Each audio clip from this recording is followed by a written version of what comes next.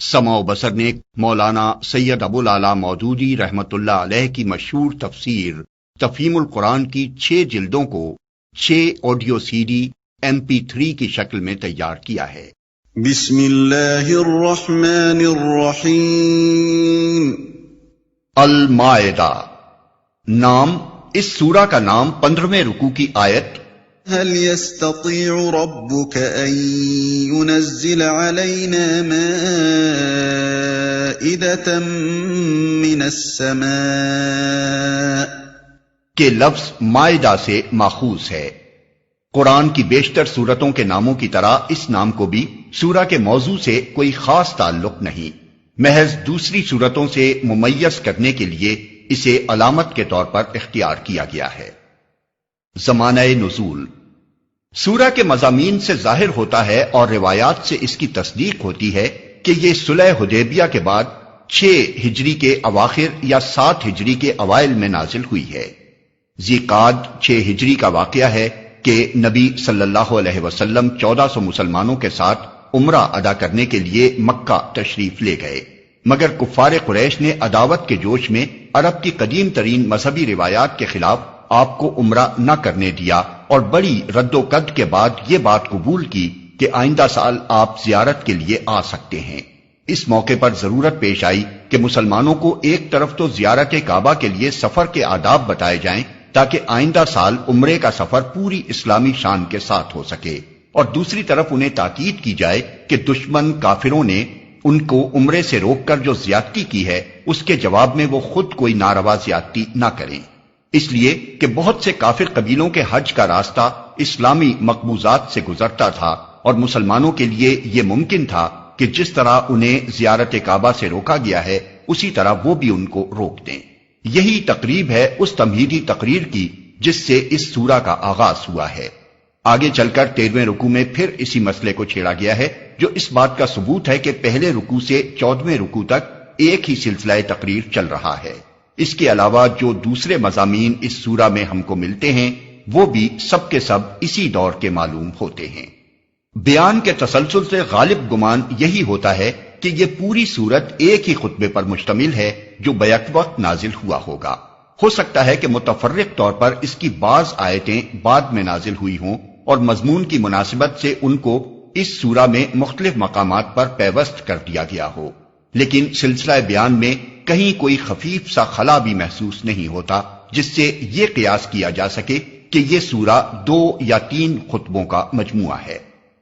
شان نزول، سورہ آل عمران اور سورہ نساء کے زمانہ نزول سے اس سورہ کے نزول تک پہنچتے پہنچتے حالات میں بہت بڑا تغیر واقع ہو چکا تھا۔ یا تو وہ وقت تھا کہ جنگ احد کے صدمے نے مسلمانوں کے لیے مدینے کے قریبی ماحول کو بھی پرخطر بنا دیا تھا، یا اب یہ وقت آ گیا کہ عرب میں اسلام ایک ناقابل شکست طاقت نظر آنے لگا اور اسلامی ریاست ایک طرف نجد تک، دوسری طرف حدود شام تک، تیسری طرف ساحل بحر احمر تک اور چوتھی طرف مکہ کے قریب تک پھیل گئی۔ احد میں جو زخم مسلمانوں نے کھایا تھا وہ ان کی ہمتیں توڑنے کی بجائے ان کے عزم کے لیے ایک اور تازیانہ ثابت ہوا۔ وہ زخمی شیر کی طرح بفر کر اٹھے اور 3 سال کی مدت میں انہوں نے نقشہ بدل کر رکھ دیا۔ ان کی مسلسل جدوجہد اور سرفروشیوں کا ثمرہ یہ تھا کہ مدینے کے چاروں طرف 150-200 میل تک تمام مخالف قبائل کا زور ٹوٹ گیا۔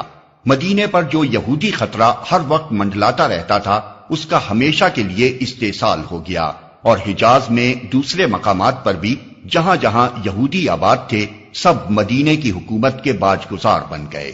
اسلام کو دبانے کے لیے قریش نے آخری کوشش غزوہ خندق کے موقع پر کی اور اس میں وہ سخت ناکام ہوئے۔ اس کے بعد اہل عرب کو اس امر میں کچھ شک نہ رہا کہ اسلام کی یہ تحریک اب کسی کے مٹائے نہیں مٹ سکتی۔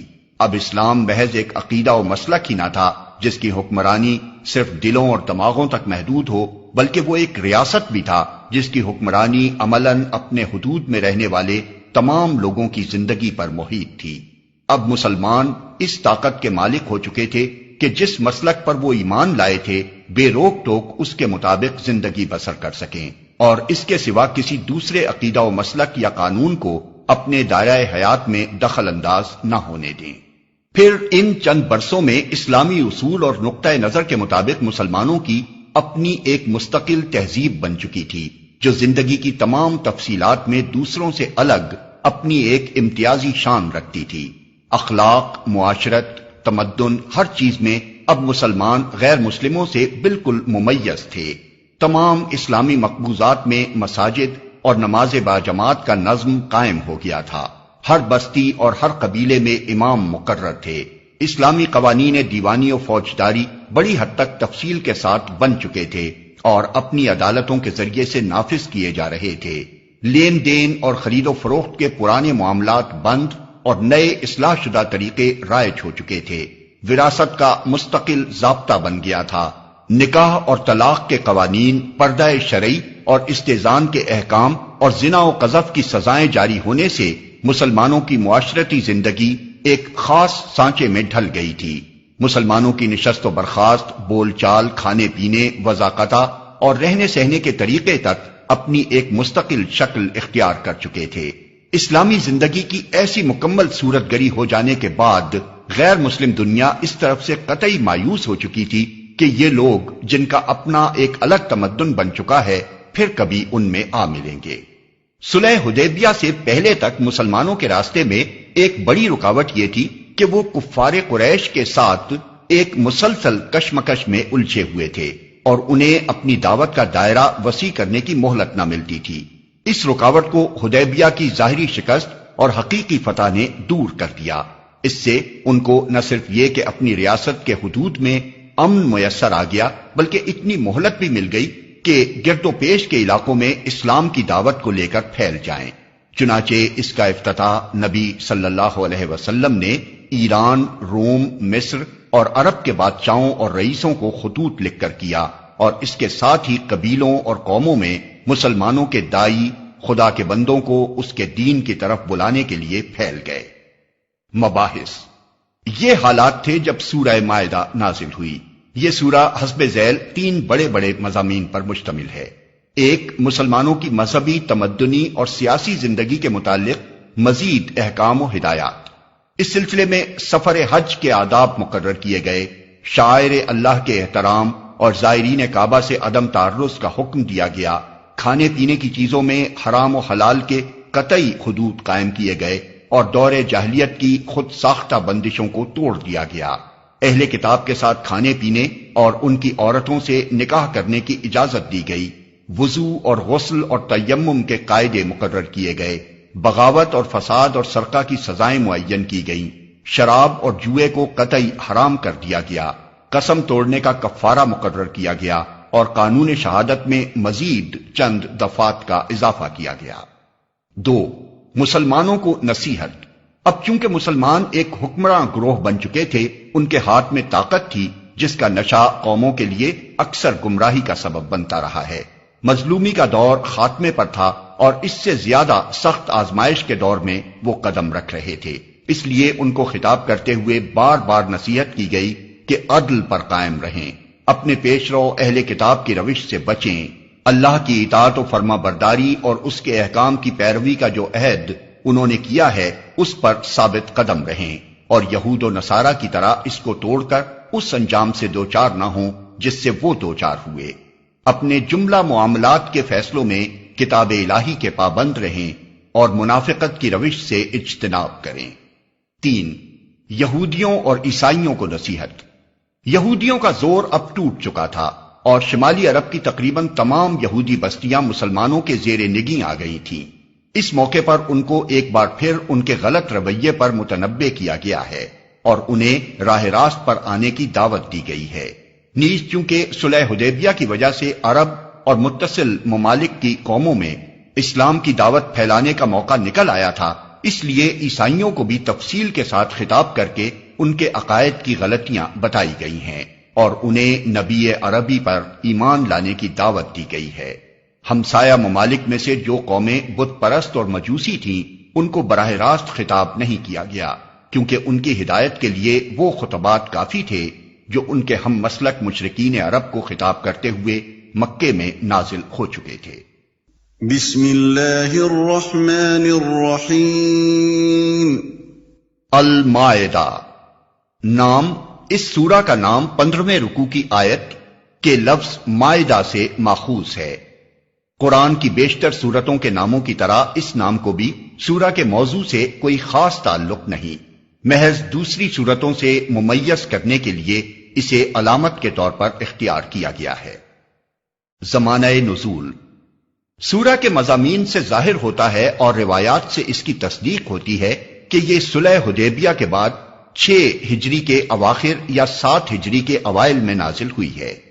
ذیقعد 6 ہجری کا واقعہ ہے کہ نبی صلی اللہ علیہ وسلم 1400 مسلمانوں کے ساتھ عمرہ ادا کرنے کے لیے مکہ تشریف لے گئے، مگر کفار قریش نے عداوت کے جوش میں عرب کی قدیم ترین مذہبی روایات کے خلاف آپ کو عمرہ نہ کرنے دیا اور بڑی رد و قد کے بعد یہ بات قبول کی کہ آئندہ سال آپ زیارت کے لیے آ سکتے ہیں۔ اس موقع پر ضرورت پیش آئی کہ مسلمانوں کو ایک طرف تو زیارت کعبہ کے لیے سفر کے آداب بتائے جائیں تاکہ آئندہ سال عمرے کا سفر پوری اسلامی شان کے ساتھ ہو سکے، اور دوسری طرف انہیں تاکید کی جائے کہ دشمن کافروں نے ان کو عمرے سے روک کر جو زیادتی کی ہے اس کے جواب میں وہ خود کوئی ناروا زیادتی نہ کریں، اس لیے کہ بہت سے کافر قبیلوں کے حج کا راستہ اسلامی مقبوضات سے گزرتا تھا اور مسلمانوں کے لیے یہ ممکن تھا کہ جس طرح انہیں زیارت کعبہ سے روکا گیا ہے اسی طرح وہ بھی ان کو روک دیں۔ یہی تقریب ہے اس تمہیدی تقریر کی جس سے اس سورہ کا آغاز ہوا ہے۔ آگے چل کر 13ویں رکوع میں پھر اسی مسئلے کو چھیڑا گیا ہے جو اس بات کا ثبوت ہے کہ پہلے رکوع سے 14ویں رکوع تک ایک ہی سلسلہ تقریر چل رہا ہے۔ اس کے علاوہ جو دوسرے مضامین اس سورہ میں ہم کو ملتے ہیں وہ بھی سب کے سب اسی دور کے معلوم ہوتے ہیں۔ بیان کے تسلسل سے غالب گمان یہی ہوتا ہے کہ یہ پوری سورت ایک ہی خطبے پر مشتمل ہے جو بیک وقت نازل ہوا ہوگا۔ ہو سکتا ہے کہ متفرق طور پر اس کی بعض آیتیں بعد میں نازل ہوئی ہوں اور مضمون کی مناسبت سے ان کو اس سورہ میں مختلف مقامات پر پیوست کر دیا گیا ہو، لیکن سلسلہ بیان میں کہیں کوئی خفیف سا خلا بھی محسوس نہیں ہوتا جس سے یہ قیاس کیا جا سکے کہ یہ سورہ 2 یا 3 خطبوں کا مجموعہ ہے۔ شان نزول سورہ آل عمران اور سورہ نساء کے زمانہ نزول سے اس سورہ کے نزول تک پہنچتے پہنچتے حالات میں بہت بڑا تغیر واقع ہو چکا تھا۔ یا تو وہ وقت تھا کہ جنگ احد کے صدمے نے مسلمانوں کے لیے مدینے کے قریبی ماحول کو بھی پرخطر بنا دیا تھا، یا اب یہ وقت آ گیا کہ عرب میں اسلام ایک ناقابل شکست طاقت نظر آنے لگا اور اسلامی ریاست ایک طرف نجد تک، دوسری طرف حدود شام تک، تیسری طرف ساحل بحر احمر تک اور چوتھی طرف مکہ کے قریب تک پھیل گئی۔ احد میں جو زخم مسلمانوں نے کھایا تھا وہ ان کی ہمتیں توڑنے کی بجائے ان کے عزم کے لیے ایک اور تازیانہ ثابت ہوا۔ وہ زخمی شیر کی طرح بپھر کر اٹھے اور 3 سال کی مدت میں انہوں نے نقشہ بدل کر رکھ دیا۔ ان کی مسلسل جد و جہد اور سرفروشیوں کا ثمرہ یہ تھا کہ مدینے کے چاروں طرف 150-200 میل تک تمام مخالف قبائل کا زور ٹوٹ گیا۔ مدینے پر جو یہودی خطرہ ہر وقت منڈلاتا رہتا تھا اس کا ہمیشہ کے لیے استحصال ہو گیا، اور حجاز میں دوسرے مقامات پر بھی جہاں جہاں یہودی آباد تھے سب مدینے کی حکومت کے باج گزار بن گئے۔ اسلام کو دبانے کے لیے قریش نے آخری کوشش غزوہ خندق کے موقع پر کی اور اس میں وہ سخت ناکام ہوئے۔ اس کے بعد اہل عرب کو اس امر میں کچھ شک نہ رہا کہ اسلام کی یہ تحریک اب کسی کے مٹائے نہیں مٹ سکتی۔ اب اسلام محض ایک عقیدہ و مسلک ہی نہ تھا جس کی حکمرانی صرف دلوں اور دماغوں تک محدود ہو، بلکہ وہ ایک ریاست بھی تھا جس کی حکمرانی عملاً اپنے حدود میں رہنے والے تمام لوگوں کی زندگی پر محیط تھی۔ اب مسلمان اس طاقت کے مالک ہو چکے تھے کہ جس مسلک پر وہ ایمان لائے تھے بے روک ٹوک اس کے مطابق زندگی بسر کر سکیں اور اس کے سوا کسی دوسرے عقیدہ و مسلک یا قانون کو اپنے دائرۂ حیات میں دخل انداز نہ ہونے دیں۔ پھر ان چند برسوں میں اسلامی اصول اور نقطہ نظر کے مطابق مسلمانوں کی اپنی ایک مستقل تہذیب بن چکی تھی جو زندگی کی تمام تفصیلات میں دوسروں سے الگ اپنی ایک امتیازی شان رکھتی تھی۔ اخلاق، معاشرت، تمدن، ہر چیز میں اب مسلمان غیر مسلموں سے بالکل ممیز تھے۔ تمام اسلامی مقبوضات میں مساجد اور نماز باجماعت کا نظم قائم ہو گیا تھا۔ ہر بستی اور ہر قبیلے میں امام مقرر تھے۔ اسلامی قوانین دیوانی و فوجداری بڑی حد تک تفصیل کے ساتھ بن چکے تھے اور اپنی عدالتوں کے ذریعے سے نافذ کیے جا رہے تھے۔ لین دین اور خرید و فروخت کے پرانے معاملات بند اور نئے اصلاح شدہ طریقے رائج ہو چکے تھے۔ وراثت کا مستقل ضابطہ بن گیا تھا۔ نکاح اور طلاق کے قوانین، پردہ شرعی اور استئذان کے احکام اور زنا و قذف کی سزائیں جاری ہونے سے مسلمانوں کی معاشرتی زندگی ایک خاص سانچے میں ڈھل گئی تھی۔ مسلمانوں کی نشست و برخاست، بول چال، کھانے پینے، وضاقتہ اور رہنے سہنے کے طریقے تک اپنی ایک مستقل شکل اختیار کر چکے تھے۔ اسلامی زندگی کی ایسی مکمل صورت گری ہو جانے کے بعد غیر مسلم دنیا اس طرف سے قطعی مایوس ہو چکی تھی کہ یہ لوگ جن کا اپنا ایک الگ تمدن بن چکا ہے پھر کبھی ان میں آ ملیں گے۔ صلح حدیبیہ سے پہلے تک مسلمانوں کے راستے میں ایک بڑی رکاوٹ یہ تھی کہ وہ کفار قریش کے ساتھ ایک مسلسل کشمکش میں الجھے ہوئے تھے اور انہیں اپنی دعوت کا دائرہ وسیع کرنے کی مہلت نہ ملتی تھی۔ اس رکاوٹ کو حدیبیہ کی ظاہری شکست اور حقیقی فتح نے دور کر دیا۔ اس سے ان کو نہ صرف یہ کہ اپنی ریاست کے حدود میں امن میسر آ گیا بلکہ اتنی مہلت بھی مل گئی کہ گرد و پیش کے علاقوں میں اسلام کی دعوت کو لے کر پھیل جائیں۔ چنانچہ اس کا افتتاح نبی صلی اللہ علیہ وسلم نے ایران، روم، مصر اور عرب کے بادشاہوں اور رئیسوں کو خطوط لکھ کر کیا، اور اس کے ساتھ ہی قبیلوں اور قوموں میں مسلمانوں کے دائی خدا کے بندوں کو اس کے دین کی طرف بلانے کے لیے پھیل گئے۔ مباحث: یہ حالات تھے جب سورہ مائدہ نازل ہوئی۔ یہ سورہ حسب ذیل 3 بڑے بڑے مضامین پر مشتمل ہے۔ ایک، مسلمانوں کی مذہبی، تمدنی اور سیاسی زندگی کے متعلق مزید احکام و ہدایات۔ اس سلسلے میں سفر حج کے آداب مقرر کیے گئے، شعائر اللہ کے احترام اور زائرین کعبہ سے عدم تعرض کا حکم دیا گیا، کھانے پینے کی چیزوں میں حرام و حلال کے قطعی حدود قائم کیے گئے اور دور جاہلیت کی خود ساختہ بندشوں کو توڑ دیا گیا۔ اہل کتاب کے ساتھ کھانے پینے اور ان کی عورتوں سے نکاح کرنے کی اجازت دی گئی۔ وضو اور غسل اور تیمم کے قاعدے مقرر کیے گئے۔ بغاوت اور فساد اور سرقہ کی سزائیں معین کی گئیں۔ شراب اور جوئے کو قطعی حرام کر دیا گیا۔ قسم توڑنے کا کفارہ مقرر کیا گیا اور قانون شہادت میں مزید چند دفعات کا اضافہ کیا گیا۔ 2، مسلمانوں کو نصیحت۔ اب چونکہ مسلمان ایک حکمراں گروہ بن چکے تھے، ان کے ہاتھ میں طاقت تھی جس کا نشہ قوموں کے لیے اکثر گمراہی کا سبب بنتا رہا ہے۔ مظلومی کا دور خاتمے پر تھا اور اس سے زیادہ سخت آزمائش کے دور میں وہ قدم رکھ رہے تھے۔ اس لیے ان کو خطاب کرتے ہوئے بار بار نصیحت کی گئی کہ عدل پر قائم رہیں، اپنے پیش رو اہل کتاب کی روش سے بچیں، اللہ کی اطاعت و فرما برداری اور اس کے احکام کی پیروی کا جو عہد انہوں نے کیا ہے اس پر ثابت قدم رہیں، اور یہود و نصارہ کی طرح اس کو توڑ کر اس انجام سے دوچار نہ ہوں جس سے وہ دوچار ہوئے۔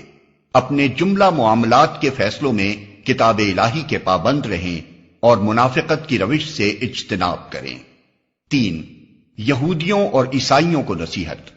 یہودیوں کا زور اب ٹوٹ چکا تھا اور شمالی عرب کی تقریباً تمام یہودی بستیاں مسلمانوں کے زیر نگیں آ گئی تھیں۔ اس موقع پر ان کو ایک بار پھر ان کے غلط رویے پر متنبہ کیا گیا ہے اور انہیں راہ راست پر آنے کی دعوت دی گئی ہے۔ نیز چونکہ صلح حدیبیہ کی وجہ سے عرب اور متصل ممالک کی قوموں میں اسلام کی دعوت پھیلانے کا موقع نکل آیا تھا، اس لیے عیسائیوں کو بھی تفصیل کے ساتھ خطاب کر کے ان کے عقائد کی غلطیاں بتائی گئی ہیں اور انہیں نبی عربی پر ایمان لانے کی دعوت دی گئی ہے۔ ہمسایہ ممالک میں سے جو قومیں بت پرست اور مجوسی تھیں ان کو براہ راست خطاب نہیں کیا گیا، کیونکہ ان کی ہدایت کے لیے وہ خطبات کافی تھے جو ان کے ہم مسلک مشرکین عرب کو خطاب کرتے ہوئے مکے میں نازل ہو چکے تھے۔